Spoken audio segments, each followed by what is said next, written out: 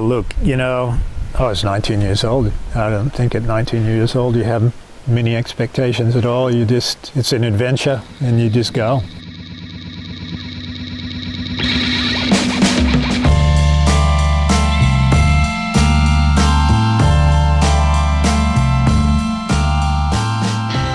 It was 1972 in Los Angeles, and John Malloy was 19 years old. The opportunity arose to board a Norwegian freighter, the Thor's Isle, bound for the Pacific Islands and then on to Australia. With no expectations, he jumped aboard the ship, ready to drift into the unknown and see where life would take him. Thousands of kilometres and several island hops throughout the Pacific later, John found himself on the east coast of Australia. Chasing the dream of surfing the waves he had earlier seen in a surf mag, John set off hitchhiking across the country, destined for Yallingup, Western Australia. 9,400 miles travelled with little more than a backpack, a photograph and a surfboard. As soon as John laid eyes on Yallingup, he knew he was home. This is a story about the evolution of the modern day leash, the birth of a global surf hardware brand, and how John Malloy, an ordinary surfer who found what he loved, turned his passion into a business and gave it a go.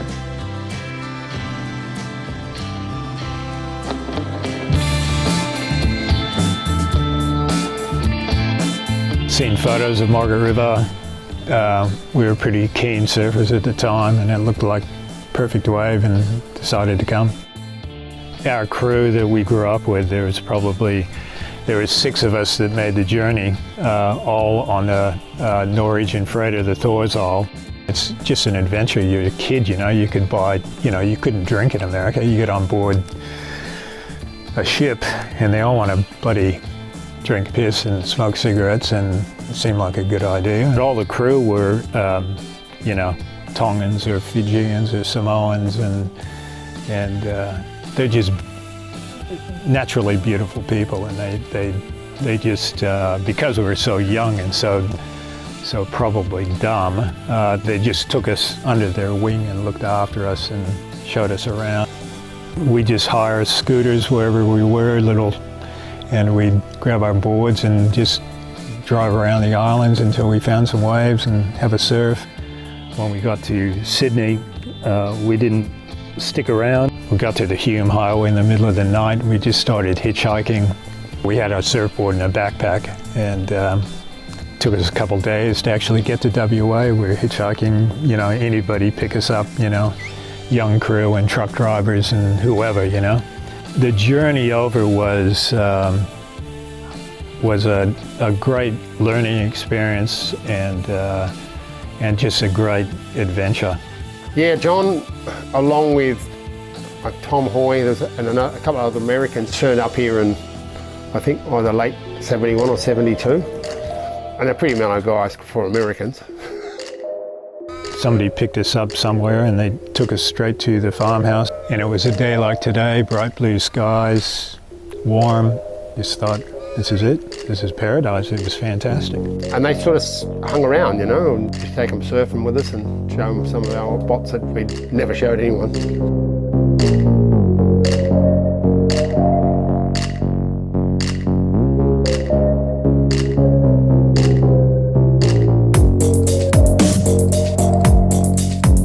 I lived over here in this shack, and I think my rent was $5 a week, and this is my house in here. Wooden floors, kitchen, bedroom.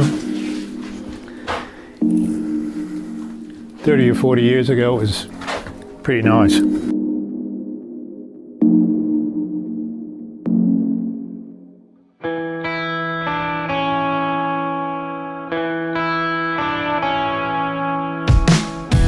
My first surf was at Super Tubes, and it was a good day at Super Tubes. It's such a perfect wave. It's hollow, it's quick, it was fun. What I liked about it was uncrowded and untouched. You know, there was new spots to be found and, you know, adventures to be had. We went a little bit further to Margaret River. Oh, Jesus. A little bit different. Then after that, you know, 10 or 12 years later, Bears was opened up. the other side of the Cape on a howling days like this, or Margaret River on a good day. So you've got everything in between. It's the best training ground in the world for kids. Nobody was there. I mean, it was just us. I can't remember how many of us were there, but it would have been our crew, so it might have been 6 at the most.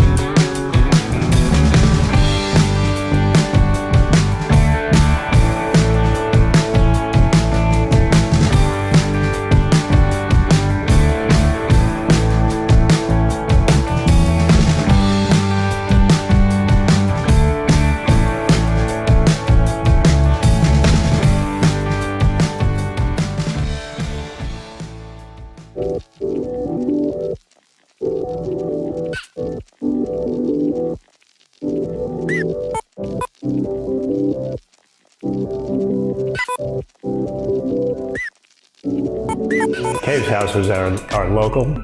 It's a huge part of Yallingup, and it's a place where all the community met in the early days. A lot of tradies, a lot of surfers used to wash dishes out the back, used to pick up glasses in the beer garden. I mean, we all worked around town doing something. I think our bond was surf though.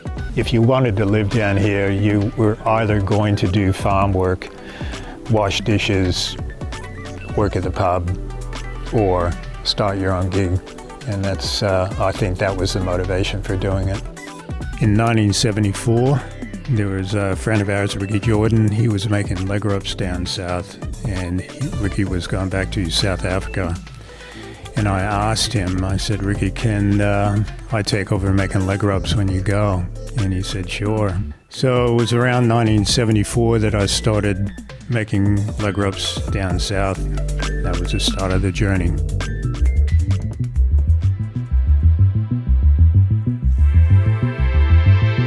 Around 1975, Helen and David Hattrick, some friends, came back from Sydney, and they were looking for something to do. So we decided to form a partnership making leg ropes. David came up with the name Pipeline, so we called them Pipeline's Leg Ropes. It was a really good name. David Hattrick was a very good marketer. You know, you got to give him credit for what he did at the time. And his advertising was good, his marketing was good.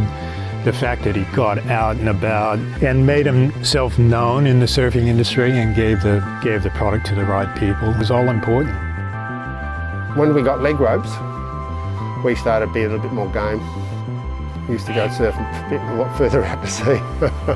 You had the best leg rope in the world, but you still had to go to Bill Audie at Cordingley Surfboards and go, come on, Bill, just put some leg ropes next to the surfboards, you know? Because a lot of people didn't like the leg ropes. There was a lot of backlash to the leg rope. You know, there was still the people that wanted to do it naturally without a leg rope, and it was creating more crowds in the water, and there's people should learn to swim attitude. And I mean, it was shocking when down here, if you'd be blowing strong east-southeast and you lose your board, you just go out to sea. You start swimming. I've seen guys nearly drown swimming out to sea chasing the board. I think in the beginning, we just thought it was going to work. You know, we weren't thinking about testing or anything like that. And I remember Barry Young at the time, you know, we might have given Barry Young 100 leg ropes to sell for us in Perth. I remember Barry just going, look, they've all broken. There were leg ropes made for California. They weren't made for going out here at Car Park or Margaret River or any place. So we had to really sit down and go, shit, you know, what's going to work around here? And we found the bell cord in the service stations at the time that you run over and the bell goes off. And we thought that'll probably work. It was primitive, but you know, you could go out to Margie's or you could go anywhere and go surfing with it and it wouldn't break. He used to give me a leg rope. He said, go break this one. And they're hard to break.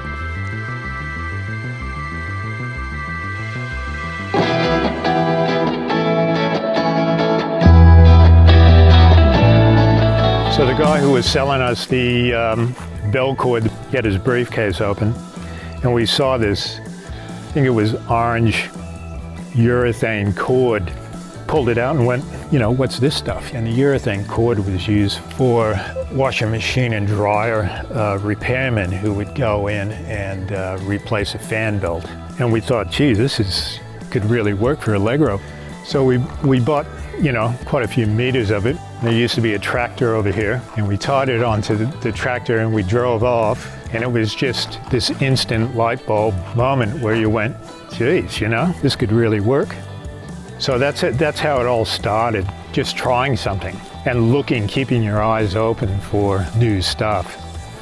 And it didn't take long. Brian Cregan at Ocean and Earth started, John and the boys at Barlin started. They've been good, solid Australian competitors to us forever, not only in the early days of pipelines, but throughout Creatures, they're still there, And there's a lot of merit to that as well. Just do your own thing and make it happen. Have a go, It's be quite surprised what people are capable of.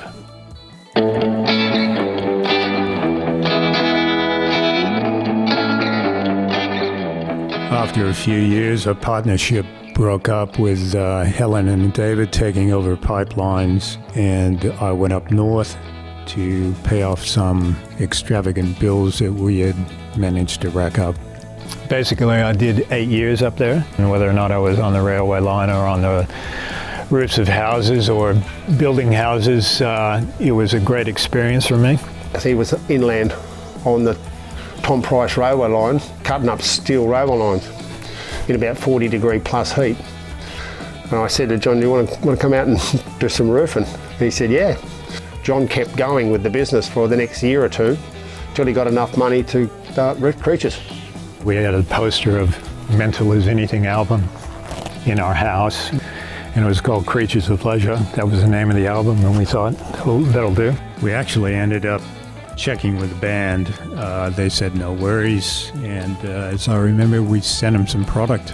We were a smaller company, obviously, a smaller team, and it was really hands-on. We had to do everything ourselves. We didn't have a team to design product or a creative team or a finance team even. It was us and a phone. There was no fax machines. There was no computers. There was no nothing. This is only 30 years ago. It'd be so much easier to make it all in Perth, with the shipping and everything like that, but John stayed true to the roots, and this is where he wanted to live and this is where he wanted to build a company. So while it's been difficult to run a business from Western Australia, the middle of nowhere, compared to the rest of the world,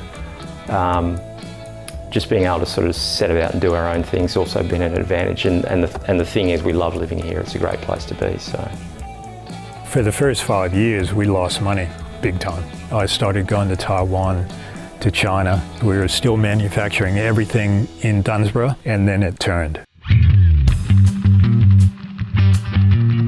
John was such a hands-on on all that process of getting all the different things and what he thought was the right stuff to use, and then had us on the ground at home to test it all in the best ways to make sure, Creatures became like the quality brand. That was the thing that I never had to second guess. I knew my leash was going to work, I knew my tail pad was going to stay on, and I knew my board bags were going to get my boards safely to whatever destination I had to go to. I remember my first day of work, he calls me into his office and gave me the old, no, we don't fuck around here, this is serious, So it was like a bit of an eye-opener. I thought it was like a bit of a mellow kind of job, but he made sure that, the ground rules were laid early, and he's that kind of guy, I think he just wanted to scare the shit out of me to make sure I was rocking up for work on time.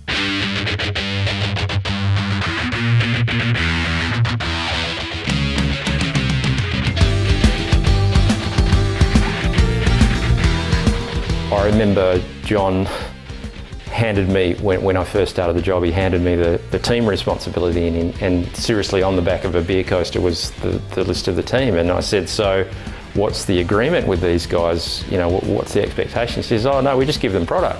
We had Taj Burrow and Jake Pato, Luke Egan had his grip early days. Shane Powell had a grip in the early days. And then we went from there, and expanded our team based on signature model grips. Joel Parkinson, Rob Machado, Luke Egan. It's kind of a hall of fame that's been through the business.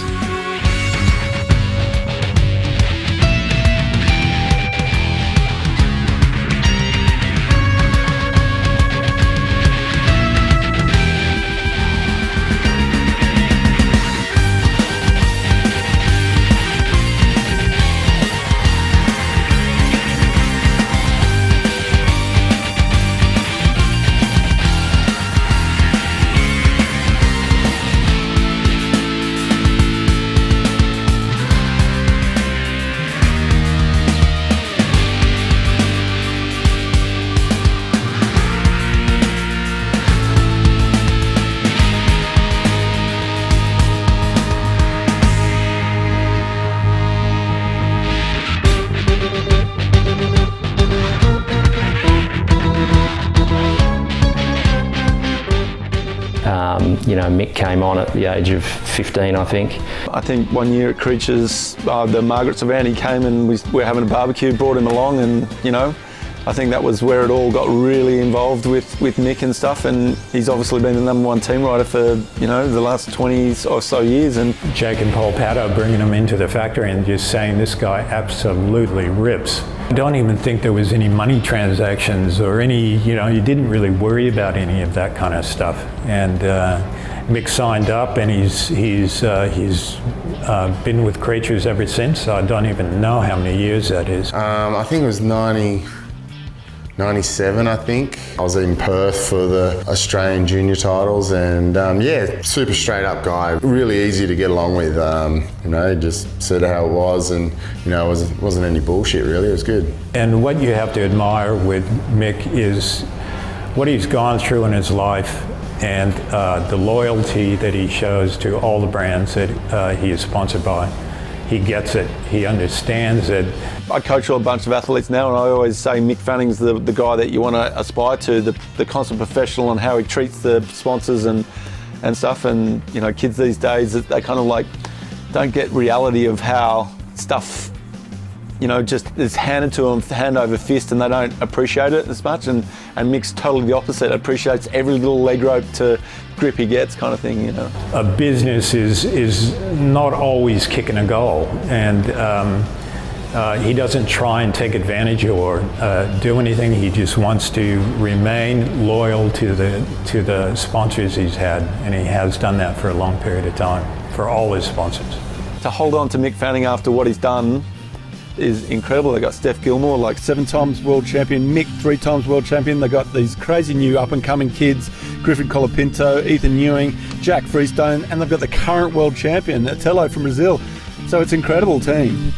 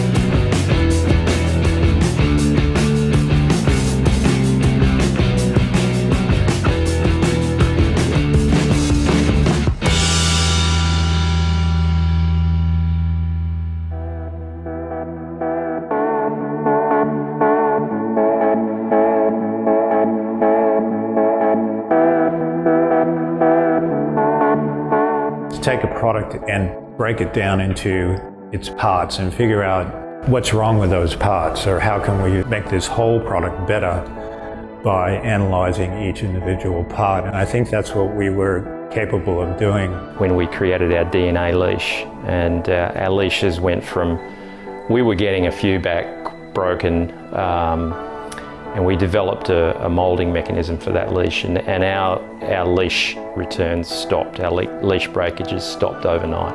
I think John really prided himself on making sure it was the best of the best. When he believed in something, he just went at it.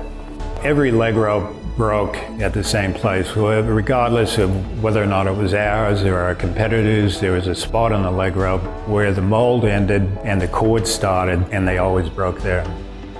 A leg rope is only as good as the sum of its raw materials. You have a urethane cord, and the urethane cord will stretch to 5 times its distance before it loses its integrity.